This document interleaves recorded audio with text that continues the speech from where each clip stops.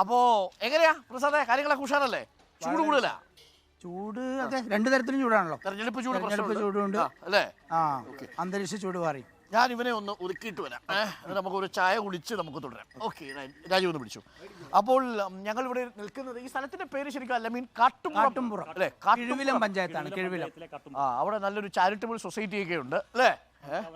നന്ദാവന brothers charitable society. അപ്പോൾ ഒരു ചെറിയ ചായക്കടയുണ്ട്. അപ്പോൾ ഞങ്ങൾ ചായക്കടയിൽ വന്ന് കൊച്ചു വർത്താനങ്ങളൊക്കെ പറയാം, രാഷ്ട്രീയ വർത്താനങ്ങളൊക്കെ പറയാം. ഇവരുടെ ചോദിച്ചാൽ ഇവിടുത്തെ ഈ കുശുമ്പും കുറ്റായ്മയൊക്കെ രാഷ്ട്രീയ കുശുമ്പാണ് കേട്ടോ. എന്താണെന്നറിയാം, രാഷ്ട്രീയ കുശുമ്പും കുറ്റായ്മയും അപ്പോൾ ഒക്കെ നമുക്ക് അറിയാൻ പറ്റും. അപ്പോൾ പ്രചരണം ഇങ്ങനെ കടുത്തു അല്ലേ പ്രസാദേ? എന്താ ഒരു നിലവിലാ പ്രചരണം പോകുമ്പോൾ എന്താ ഒരു അവസ്ഥ ഇപ്പോൾ?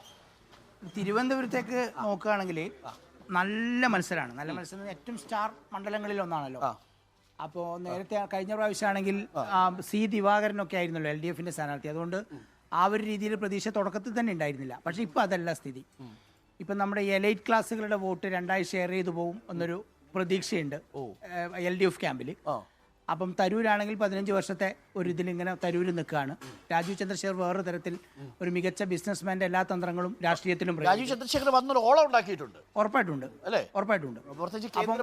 അല്ല, അതുകൊണ്ട് തന്നെ ഇപ്പോൾ ഇവിടെ ഉള്ളത് പിന്നെ 3 പേരിൽ ആര് ജയിക്കും എന്നത് കൂടാതെ രണ്ടാമത് ആരെത്തും എന്ന നിലയിൽ കാരണം വെച്ച് കഴിഞ്ഞാൽ കഴിഞ്ഞ തവണ UDF ജയിക്കുന്നു, രണ്ടാമത് BJP, മൂന്നാമത് LDF. ഒരു കഴിഞ്ഞ 2-3 വർഷം വരെ അതാണ് പാറ്റേൺ. അപ്പോൾ ഇത്തവണ 1ാം സ്ഥാനം എന്നതിനപ്പുറത്തേക്ക് രണ്ടാമത് ആരെത്തും, അത് 3ാം സ്ഥാനത്തേക്ക് ഇപ്പോൾ തള്ളിപ്പെട്ടാൽ തോൽവി എന്നതിനപ്പുറത്തേക്ക് വലിയ നാണക്കേടാണല്ലോ. അപ്പോൾ സാധാരണ തെരഞ്ഞെടുപ്പ് മത്സരങ്ങളിൽ 1ാം സ്ഥാനം എത്തുക എന്നുള്ളതാണ് ഒരു പ്രധാനപ്പെട്ട ഫൈറ്റ്. പക്ഷേ തിരുവനന്തപുരത്തെ സംബന്ധിച്ചിടത്തോളം 1ാം സ്ഥാനം പിടിക്കണം, അത് കഴിഞ്ഞില്ലെങ്കിൽ 2ാം സ്ഥാനം. മാത്രമല്ല തിരുവനന്തപുരത്ത് ഇത്തവണ കേൾക്കാത്ത വിധത്തിലുള്ള ആരോപണങ്ങളും പ്രത്യാരോപണങ്ങളും ഒക്കെ നമ്മൾ കേൾക്കും. പക്ഷേ ഒരു തുടക്കത്തിൽ എല്ലാവരും പറഞ്ഞത് വ്യക്തിപരമായ ഒരു ആരോപണത്തിന് നമ്മളില്ല, അത് പന്യനായാലും രാജീവായാലും തരൂരായാലും. പക്ഷേ ഒരു ഘട്ടം കഴിഞ്ഞപ്പോൾ കൈവിട്ടു. അത് എനിക്ക് വടകര കഴിഞ്ഞാൽ ഏറ്റവും കൂടുതൽ വ്യക്തിപരമായിട്ടുള്ള ആരോപണങ്ങൾ നേരിട്ട 2 മണ്ഡലങ്ങളിൽ, ഒന്ന് തിരുവനന്തപുരം പിന്നെ നാറ്റിങ്ങൽ. കാരണം തിരുവനന്തപുരത്ത് ഈ പറഞ്ഞതുപോലെ അങ്ങ് മുറുകി ഇനി എങ്ങനെയും പിടിക്കണം. അപ്പോൾ നേരത്തെ പറഞ്ഞ വ്യക്തിഹത്യക്ക് ഇല്ല എന്ന് പറയുമ്പോൾ കിട്ടിയ ആയുധം എല്ലാം എടുത്തങ്ങ് പ്രയോഗിക്കണം. എന്തൊക്കെ അസ്ത്രം ഉണ്ടോ അതെല്ലാം എടുത്ത് പ്രയോഗിക്കണം. തെരഞ്ഞെടുപ്പ് കമ്മീഷനിൽ പരാതി പോകുന്നു, പോലീസിൽ പരാതി പോകുന്നു, സ്ഥാനാർത്ഥിക്കെതിരെ കേസ് വരുന്നു, പിന്നെ ഈ പറഞ്ഞ താക്കീത് വരുന്നു. അങ്ങനെ തിരുവനന്തപുരത്ത് ഇതുവരെ കണ്ടിട്ടില്ലാത്ത രീതിയിലേക്ക് ആ പ്രചരണ വിഷയങ്ങളിൽ നിന്ന് മാറിയിട്ട് മറ്റൊരു ഫോക്കസ് പോയിന്റിലേക്ക് കാര്യങ്ങൾ എത്തുന്ന ഒരു സാഹചര്യം. അതിനിടയ്ക്ക് പറയട്ടെ, വിത്തൗട്ട് ആണോ? ഇവിടെ വിത്തൗട്ടാണോ? പഞ്ചസാര. അപ്പൊ ശരി, പഞ്ചസാര അത് മനസ്സിലായി.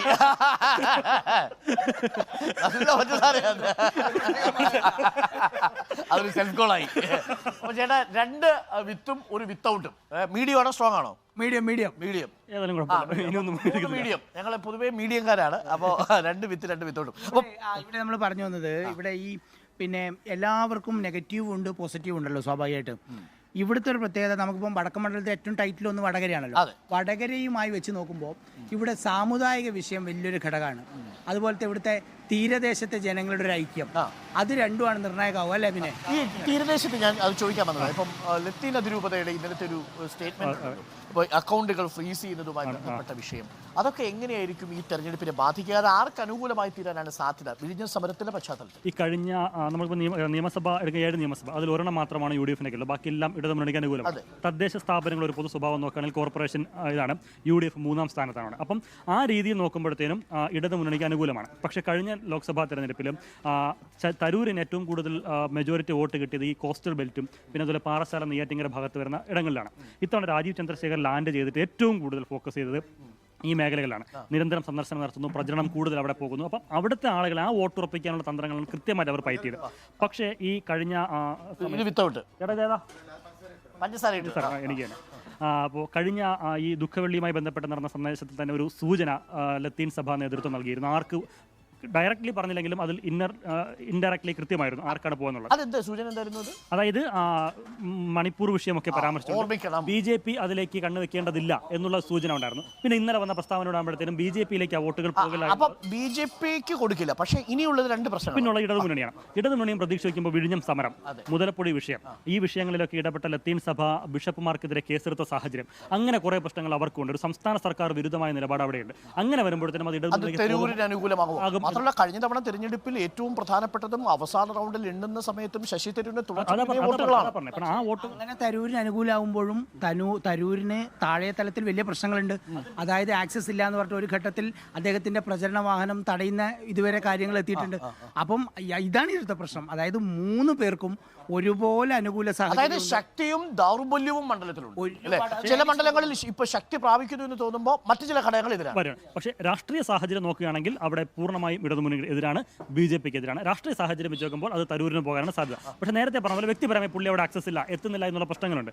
അതിൽ ഏതിനാണ് തൂക്കം കൂടുതൽ എന്നുള്ളതും ഏതായിരിക്കും ആളുകൾ പരിഗണിക്കുക എന്നുള്ളതാണ്. ഞാൻ ഒരു കാര്യം സ്ട്രൈറ്റ് ആയിട്ട് ചോദിക്കട്ടെ. അത് തിരുവനന്തപുരം മണ്ഡലത്തിൽ ഒരു അർബൻ വേഴ്സസ് റൂറൽ, നഗരം ഗ്രാമം എന്നിങ്ങനെ 2 തരത്തിൽ വോട്ടർമാരുടെ വോട്ടിംഗ് പാറ്റേൺ ഉണ്ടാവും. ഉറപ്പായിട്ടുണ്ടാവും. നഗരത്തിലുള്ളവർ നമ്മൾ പരമ്പരാഗതമായി വിശ്വസിക്കുന്നത് ശശി തരൂരിന് അനുകൂലമായിട്ട് നഗരത്തിലെ ഒരു മധ്യവർഗം വോട്ട് ചെയ്യുമ്പോൾ ഗ്രാമങ്ങളിലുള്ളവർ പോകാൻ സാധ്യതയുണ്ടോ?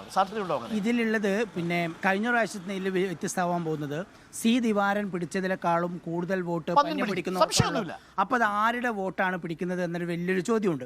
ആ ചോദ്യത്തിന്റെ മറുപടി ആയിരിക്കും ഇപ്രാവശ്യത്തെ തെരഞ്ഞെടുപ്പ്. കുമ്മനം പോലെ ജനകീയനല്ലല്ലോ ഈ രാജീവ് ചന്ദ്രശേഖർ. പക്ഷേ രാജീവ് ചന്ദ്രശേഖരന്റെ പ്രചരണം കൊണ്ടുണ്ടാക്കിയ ഒരു ഇമേജ് ഉണ്ട്.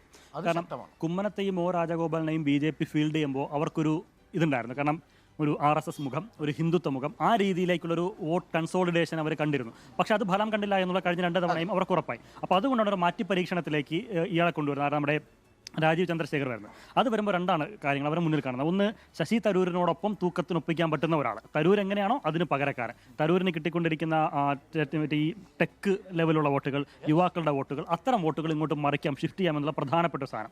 പക്ഷേ അതിനോടൊപ്പം ഈ പറഞ്ഞതുപോലെ ആളുകളിലേക്ക് എത്താൻ നടത്തുന്നൊരു ശ്രമമുണ്ട്. അപ്പോൾ ഇവരുദ്ദേശിക്കുന്ന ഒരു തീവ്ര ഹിന്ദുത്വ അല്ലെങ്കിൽ ആ ഒരു ലൈൻ പിടിച്ചാണ് പോകുന്നതെങ്കിൽ അവിടെ രാജീവ് ചന്ദ്രശേഖർ പരാജയമാണ് ഒരർത്ഥത്തിൽ. പക്ഷേ അതിനപ്പുറത്തേക്ക് ഈ തരൂര് പിടിച്ചുകൊണ്ടിരിക്കുന്ന സാധനങ്ങൾ ഇങ്ങോട്ട് ഷിഫ്റ്റ് ചെയ്യാൻ എത്രത്തോളം ഈ പ്രചരണങ്ങളിലൂടെ അവരുടെ ഫീൽഡിംഗ് സാധിക്കുമെന്നുള്ളത് ഒരു ചോദ്യമാണ്. അത് എത്രത്തോളം ഫലം കണ്ടു എന്നുള്ളത് ഇനി കണ്ടറിയേണ്ടത്. തിരുവനന്തപുരം യഥാർത്ഥത്തിൽ ഒരു സങ്കീർണമായ ഒരു കോൺസ്റ്റിറ്റ്യുവൻസിയായി മാറി. പ്രവചനാതീതം എന്ന് നമുക്ക് വേണമെങ്കിൽ ഈ ഘട്ടത്തിൽ തന്നെ പറയാം. മാത്രമല്ല തിരഞ്ഞെടുപ്പ് പഠിക്കുന്ന വിദ്യാർത്ഥികളെ സംബന്ധിച്ച് തിരുവനന്തപുരം ഒരു നല്ല സ്പെസിമനാണ്. കാര്യം എല്ലാ വിഷയങ്ങളും അവിടെയുണ്ട്. അവിടെ ഹിന്ദുത്വ വിഷയമുണ്ട്, അവിടെ വികസനത്തിന്റെ വിഷയമുണ്ട്, അവിടെ യുവാക്കളുടെ വിഷയമുണ്ട്, തീരദേശത്തുള്ള ന്യൂനപക്ഷങ്ങളുടെ വിഷയമുണ്ട്. അപ്പോൾ ഒരു രാഷ്ട്രീയത്തെ സങ്കീർണമാക്കുന്ന എല്ലാ വിഷയങ്ങളും തിരുവനന്തപുരം മണ്ഡലത്തിലുണ്ട്. അപ്പോൾ തിരുവനന്തപുരത്തിന്റെ വിധിയെഴുത്ത് വളരെ നിർണായകമാണ്. നമുക്ക് ആറ്റിങ്ങലേക്ക് കൂടി നമുക്ക് ചായ അപ്പോൾ ചായ ഇട്ട് മാത്രം പോകാൻ പറ്റില്ല. ചായ തന്നാൽ അഭിപ്രായം പറയണം എന്നുള്ളതാണ്. എന്താ അഭിപ്രായം? നമ്മുടെ ആറ്റിങ്ങൽ എന്താ സാധ്യത പറയാൻ പറ്റില്ല. മത്സരം കടുത്ത മത്സരമാണോ? അടൂർ പ്രകാശും വി ജോയും തമ്മിൽ ആണോ? മണ്ഡലത്തിൽ കയറി പോകാൻ സാധ്യത ആർക്കായിരിക്കും? 2 മുന്നണി കണക്ക് തന്നെ എന്ന് പറഞ്ഞു കഴിഞ്ഞാൽ ഒപ്പത്തിനൊപ്പം നമ്മുടെ നാട്ടിലെ കണക്കെന്ന് പറഞ്ഞു കഴിഞ്ഞാൽ കണക്കാന്ന് പറഞ്ഞു കഴിഞ്ഞാൽ സംഭവം വലിയ പ്രയോജനമൊന്നും ഇല്ല. അങ്ങനല്ലേ? LDF ആണോ സാധ്യത? UDF ആണോ സാധ്യത? ബി മുരളീധരൻ വോട്ട് പിടിക്കുമോ? കാര്യമായിട്ട് ആണ്. ശോഭാ സുരേന്ദ്രനേക്കാൾ വോട്ട് പിടിക്കാൻ സാധ്യതയുണ്ടോ? പിടിക്കാൻ സാധ്യതയുണ്ട്. അപ്പം മണ്ഡലത്തിൽ നിന്ന് ആരും പോകണം എന്നാ പൊതുവെ നിങ്ങളുടെയൊക്കെ ചായക്കടയിലൊക്കെ വരുന്ന ആൾക്കാരൊക്കെ പറയുന്നത്? 3 പേർ ജയിക്കുന്നല്ലേ പറയണ. ആർക്കും തോൽവിയില്ലല്ലോ. 3 പാർട്ടിക്കും തോൽവിയില്ല. 3 പാർട്ടിക്ക് ഓക്കെ. അപ്പം അതാണ് സാധ്യത അല്ലേ? നരേന്ദ്രമോദി വീണ്ടും അധികാരത്തിൽ വരുമോ? നരേന്ദ്രമോദി അധികാരത്തിൽ വരാൻ സാധ്യതയുണ്ടോ? സാധ്യതയുണ്ട്. ഓക്കെ. തിരുവനന്തപുരം മണ്ഡലത്തിൽ പറയുമ്പോഴും ഒരു ചെറിയ എഡ്ജ് നമുക്ക് ചെറിയ രീതിയിലെങ്കിലും പറയാൻ പറ്റും. നമ്മൾ ആളുടെ പേര് പറയുന്നില്ലേ പോലും പറയാൻ പറ്റും. പക്ഷെ ഇവിടുത്തെ സ്ഥിതി ഇപ്പൊ ചേട്ടൻ പറഞ്ഞാണ് പോയിന്റ്. അത് ജോയി ആണോ അടൂർ പ്രകാശ് ആണോ എന്നുള്ളതാണ്. 2 പേരും മികച്ച മാനേജർമാരാണ്. തെരഞ്ഞെടുപ്പ് മാനേജ്മെന്റ് കാര്യത്തിൽ അഗ്രഗണ്യന്മാരാണ് 2 പേരും. അടൂർ പ്രകാശിന്റെ കാര്യം അറിയാലോ. ജോയി ആണെങ്കിൽ കഹാറിന് അട്ടിമറിച്ച് വർക്കല പിടിച്ച മനുഷ്യനാണ്. മാത്രമല്ല അത്യാവശ്യം CPM സംവിധാനങ്ങൾ ജില്ലാ സെക്രട്ടറി എന്ന നിലയിൽ പുള്ളിനെ സന്തോഷിപ്പിക്കാനെങ്കിൽ കൂടിയും ഒരുപാട് പേര് ആ ഭാഗത്ത് നിന്ന് ഇങ്ങോട്ടേക്ക് വരുന്നുണ്ട്. ഒരു 5 തവണയെങ്കിലും ഓരോ വീട്ടിലും ജോയിയുടെ അഭ്യർത്ഥന എത്തിയിട്ടുണ്ട്. അടൂർ പ്രകാശിന്റെ 2ഉം 3ഉം എത്തുന്ന സ്ഥാനത്ത്. അതായത് മിഷനറി നല്ല രീതിയിൽ പ്രവർത്തിക്കുന്നു. പക്ഷെ അതോടൊപ്പം തന്നെ അഭ്യർത്ഥന എത്തിയില്ലെങ്കിൽ പോലും കാര്യങ്ങൾ ഭംഗിയായി നടക്കുന്നുണ്ടെന്ന ആത്മവിശ്വാസത്തിലാണ് അടൂർ പ്രകാശ് ഉള്ളത്. അതായത് ഏറ്റവും രസകരമായ കാര്യം, ഞാൻ ഇന്ന് അടൂർ പ്രകാശിൻ്റെ ക്യാമ്പയിനിലെ ഒരു പ്രവർത്തകനെ കണ്ടു. അദ്ദേഹത്തിൻ്റെ ക്യാമ്പയിൻ നയിക്കുന്ന ഒരാളാണ്. അപ്പോൾ അദ്ദേഹം തന്നെ സമ്മതിക്കുന്നൊരു പ്രധാനപ്പെട്ട കാര്യം, ആറ്റിങ്ങൽ മണ്ഡലത്തിലാണ് കേരളത്തിൽ ഏറ്റവും നന്നായിട്ട് CPM പാർട്ടി മെഷീനറി പ്രവർത്തിക്കുന്നത്, വടകര കൂടാതെ. അതിലൊന്ന് അദ്ദേഹം പറയുന്നത് അത് തിരുവനന്തപുരം മണ്ഡലത്തിലും ഇല്ല, അത് ആറ്റിങ്ങൽ മണ്ഡലത്തിലേക്കാണ് തിരുവനന്തപുരത്തിന്റെ പാർട്ടിയുടെ സമഗ്ര ശേഷിയും വന്നിരിക്കുന്നത്. അതായത് പാർട്ടി ഏരിയ കമ്മിറ്റിക്ക് മുകളിലുള്ള സ്ഥാനങ്ങൾ വഹിക്കുന്ന ജില്ലാ സെക്രട്ടേറിയറ്റ് ആയാലും ഏരിയ സെന്റർ ആയാലും ആ രീതിയിലുള്ള ആളുകൾ കോൺസെൻട്രേറ്റ് ചെയ്ത് ഇവിടുത്തെ ലോക്കൽ തെരഞ്ഞെടുപ്പ് കമ്മിറ്റികൾ കേന്ദ്രീകരിച്ചുകൊണ്ട് ചുമതല ഏറ്റെടുത്ത് വർക്ക് ചെയ്യുന്നുണ്ട് എന്നുള്ളതാണ് എൻ്റെ പ്രധാന കാരണം കഴിഞ്ഞ തവണയൊക്കെ തിരുവനന്തപുരത്ത് ഉയർന്നിരുന്ന ആരോപണം CPM CPI സ്ഥാനാർത്ഥികളാണ് തിരുവനന്തപുരത്ത്, അവിടെ വർക്ക് ചെയ്യുന്നില്ല, പ്രവർത്തിക്കുന്നില്ല എന്നുള്ള ആരോപണം കഴിഞ്ഞ 2 തവണയുണ്ടായിരുന്നു. ഇത്തവണ പക്ഷേ പന്നിനായതുകൊണ്ട് കുറച്ചൊക്കെ അങ്ങനെ വരുത്തി തീരാൻ ശ്രമം നടത്തുന്നുണ്ട്, കുറച്ചൊക്കെ അവിടെ പ്രസൻസ് ഉണ്ട്. പക്ഷേ എന്നാൽ പോലും ജില്ലാ സെക്രട്ടറി മത്സരിക്കുന്നു എന്നുള്ളതുകൊണ്ട് തന്നെ ആ പാർട്ടി സംവിധാനം മുഴുവൻ ആറ്റിങ്ങൽ ക്യാമ്പ് ചെയ്തിരിക്കുകയാണ്.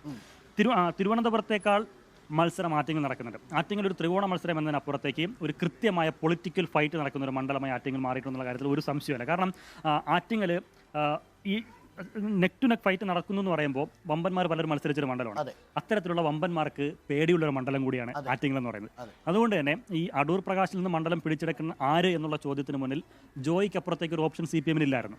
അങ്ങനെ ഒരാൾ ഫീൽഡ് ചെയ്യുമ്പോൾ പിന്നെ അത് കണ്ണും പൂട്ടി അരയും തലയും മുറക്കി ഇറക്കാന്നുള്ള മാത്രമേ ഉള്ളൂ. ശരിക്കും പറഞ്ഞാൽ മെസ്സി റൊണാൾഡോ ആണ് അത്ര ആ രീതിയിൽ തന്നെയാണ്. കാര്യം രണ്ടുപേരും പോൾ മാനേജേഴ്സ് ആണ്, വിന്നിംഗ് സ്ട്രൈക്ക് റേറ്റ് കൂടുതലാണ്. രണ്ടുപേരുടെ സ്ട്രൈക്ക് റേറ്റ് അൺകോംപ്രമൈസിംഗ് ആണ് എന്ന് പറഞ്ഞാൽ പരാജയം അനുഭവിക്കാതെ വിജയിച്ചു, എല്ലാ വെല്ലുവിളികൾ നിറഞ്ഞ മണ്ഡലത്തിൽ പോയി മത്സരിച്ച് അവിടെ നിന്ന് വിജയിച്ചു വന്നവരാണ് രണ്ടുപേരും. അത് അടൂർ പ്രകാശ് ആണെങ്കിൽ കോന്നി എന്ന് പറയുന്ന ഒരു ഇടതുകോട്ട, നമ്മുടെ ജോയി ആണെങ്കിൽ തദ്ദേശ സ്ഥാപനങ്ങൾ മത്സരിച്ച് അവിടെ UDFന്റെ കോട്ട പിടിച്ചു. അങ്ങനെ രണ്ടുപേരും തോൽവി അറിയാതെ പോരാടി ജയിച്ച വന്ന ആൾക്കാർ തമ്മിലുള്ള പോരാളികൾ തമ്മിലൊരു പോരാട്ടമാണ് ആറ്റിങ്ങൽ നടക്കുന്നത്. അതിൽ ആര് വാഴും ആര് വീഴും എന്നുള്ളത് ഒരു എന്താ പറയുക ഒരു സർപ്രൈസ് ആണ്, ഒരു സസ്പെൻസ് ത്രില്ലറാണ്. ഇതാണ് ആറ്റിങ്ങൽ മണ്ഡലത്തിന്റെ ഒരു രാഷ്ട്രീയ അവസ്ഥ എന്ന് പറയുന്നത്. അത് തന്നെയാണ് പഠിക്കുമ്പോഴും വേറൊരു കാര്യം കൂടി ഉള്ളത്, LDF UDFന്റെ വർക്കും അവരുടെ വോട്ട് ഷെയറും കണക്കൂട്ടുന്നതിനൊപ്പം ശോഭാ സുരേന്ദ്രൻ പിടിച്ച 2.5 ലക്ഷം വോട്ടുണ്ട്. ആ 2.5 ലക്ഷം വോട്ട് ശോഭാ സുരേന്ദ്രന് എക്സ്ട്രാ വോട്ട് പിടിക്കാനുള്ള കപ്പാസിറ്റി ഉണ്ടെന്ന് അറിയാലോ. അത് പിടിക്കാൻ കേന്ദ്രമന്ത്രിയായിട്ട് കൂടി മുരളീധരന് പറ്റുന്നില്ല എങ്കിൽ ഒരു 20,000 30,000 വോട്ട് കുറയുകയാണെങ്കിൽ അത് ആർക്ക് പോവും എന്ന ചോദ്യമാണ് പ്രധാനമായിട്ടും ഇവിടെ നിർണായകമാവുക. അത് ഒരു കാര്യം കൂടി ചോദിച്ചാൽ നമുക്ക് ഈ ഘട്ടത്തിൽ ഈ ചർച്ച നമുക്ക് അവസാനിപ്പിക്കാം. അതിലൊന്ന് ഈ ഈഴവ സമുദായത്തിന്റെ വോട്ട് ആറ്റിങ്ങൽ വളരെ പ്രധാനമാണ്, വളരെ പ്രധാനമാണ്. ശിവഗിരി മഠം. പക്ഷേ ഈ ഈഴവ വോട്ടുകൾ ആറ്റിങ്ങലിൽ അത്രത്തോളം സ്വാധീനമുണ്ട് എന്ന് പറയുമ്പോൾ ജോയിക്ക് ഈഴവ സമുദായം അത്രയും വലിയ ബന്ധമുണ്ട്. അടൂർ പ്രകാശിന് വലിയ സ്വാധീനമുണ്ട്. മുരളീധരന് വലിയ സ്വാധീനമുണ്ട്. ഈ വോട്ടുകൾ എവിടെ കേന്ദ്രീകരിക്കും അല്ലെങ്കിൽ എവിടെയൊക്കെ അത് സ്പ്ലിറ്റ് ചെയ്ത് പോകുമെന്നുള്ളത് ഈ പറഞ്ഞ ഉണ്ടാവാനുള്ള സാധ്യതയില്ല. അതാണ് ഏറ്റവും ഇതിനകത്ത് പൊളിറ്റിക്കൽ പോയിന്റ്. അതാണ് ഈഴവ വോട്ടുകൾ കേന്ദ്രീകരിക്കാനുള്ള സാധ്യതയില്ല. പിന്നീടുള്ളത് ഈ തീരദേശത്തെയും അതേപോലെ കർഷകരുടെയും വോട്ടുകളാണ്. ആ വോട്ട് പരമ്പരാഗതമായി ഇടതുപക്ഷത്തിന് കിട്ടിക്കൊണ്ടിരിക്കുന്നു നിയമസഭയിൽ. അതുകൊണ്ട് ആ വോട്ടുകളും ഇടതുപക്ഷത്തു നിന്ന് മാറാനുള്ള സാധ്യതയില്ല. പിന്നീട് ഒരു നമ്മൾ കണക്കൂട്ടേണ്ട ഒരു പ്രതിഷേധ വോട്ടുണ്ട്. അതായത് ഈ മുതലപ്പുഴി ഉൾപ്പെടുന്ന സ്ഥലം വരുന്നത് ആറ്റിങ്ങൽ മണ്ഡലമാണ്. അവിടെ 60 മത്സ്യത്തൊഴിലാളികളാണ് പിടഞ്ഞു വീണ് മരിച്ചത്. ആ മത്സ്യത്തൊഴിലാളികൾ കേന്ദ്രീകരിച്ച് ആർക്കെങ്കിലും എതിരാണെങ്കിൽ ഉറപ്പാണ് അവർ പൊട്ടും. അതാണ് വളരെ പ്രധാനപ്പെട്ടത് അല്ലേ. അത് ഒരു കൺസോളിഡേഷനുള്ള സാധ്യത. അപ്പോൾ ആറ്റിങ്ങൽ മണ്ഡലത്തിലും ഇങ്ങനെ വ്യത്യസ്തങ്ങളായിട്ടുള്ള രാഷ്ട്രീയ ഘടകങ്ങളുണ്ട്. അതിൽ ഏറ്റവും പ്രധാനപ്പെട്ടത് സ്ഥാനാർത്ഥികൾ, ഏറ്റവും കരുത്തരായ സ്ഥാനാർത്ഥികൾ ഏറ്റുമുട്ടുന്നു എന്ന പ്രത്യേകതയാണ് ഈ ആറ്റിങ്ങൽ മണ്ഡലത്തിലുള്ളത്. അതുകൊണ്ട് തന്നെ ഞാൻ വളരെ കൗതുകത്തോട് നോക്കിക്കാണുന്ന തൃശ്ശൂർ പോലെ വടകര പോലെ നോക്കിക്കാണുന്ന മണ്ഡലമാണ് ആറ്റിങ്ങൽ. അപ്പോൾ അതൊരു പൊളിറ്റിക്കൽ വോട്ടിംഗ് ആയിരിക്കും. ഒരു വടകരയിലേതും പൊളിറ്റിക്കൽ വോട്ടിംഗ് ആയിരിക്കും, തൃശ്ശൂരിലും പൊളിറ്റിക്കൽ വോട്ടിംഗ് ആയിരിക്കും. ഞാൻ മനസ്സിലാക്കുന്നത് ആറ്റിങ്ങലിലും പൊളിറ്റിക്കൽ വോട്ടിംഗ് ആയിരിക്കും. ആ പൊളിറ്റിക്കൽ വോട്ടിംഗ് ആർക്ക് അനുകൂലമാകും എന്നതാണ് നമുക്ക് അറിയേണ്ടത്. അപ്പോൾ ഈ തെരഞ്ഞെടുപ്പിൽ ഏറ്റവും രസകരമായ മത്സരം നടക്കുന്ന ഒരു മണ്ഡലത്തിലാണ് നമ്മളിപ്പോൾ ഉള്ളത്. എനിക്കൊപ്പം അല്ലമീനുണ്ട്, ഒപ്പം തന്നെ TV പ്രസാദുമുണ്ട്. അപ്പോൾ ഞങ്ങൾ ചായ കുടിച്ചിങ്ങനെ പോകുന്നു. ഇനി നമുക്ക് സ്ഥാനാർത്ഥിയിലേക്ക് എത്തണം. ചായ കഴിയുമ്പോൾ മധുരം എനിക്ക് മധുരം ഇല്ലാത്ത ചായയാണ് കിട്ടിയത്. മധുരം ഇല്ലാത്തല്ലേ? മധുരം ഇല്ലാത്ത സ്ട്രോങ് പറഞ്ഞാൽ എനിക്ക് മധുരം കുറവാണ്. മധുരം പറ്റിച്ചു. സത്യസന്ധ. ഓക്കെ.